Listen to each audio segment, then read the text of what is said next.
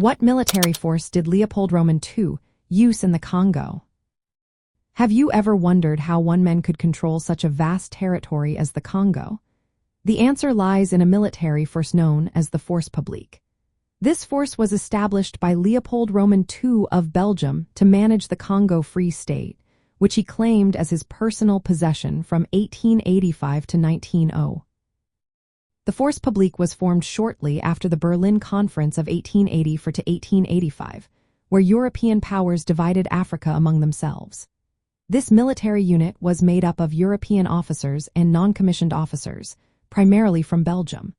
However, the rank-and-file soldiers were mostly African men.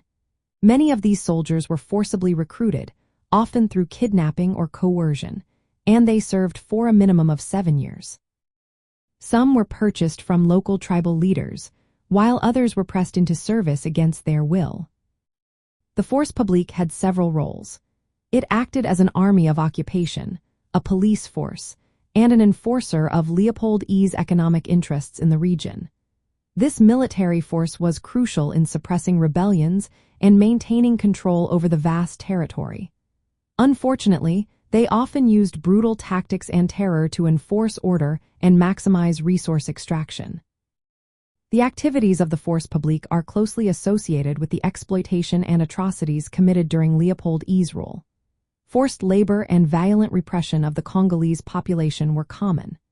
The presence of this military force allowed for the extraction of valuable natural resources, but it came at a devastating human cost. Millions of Congolese people suffered and died due to harsh working conditions and violence under this regime.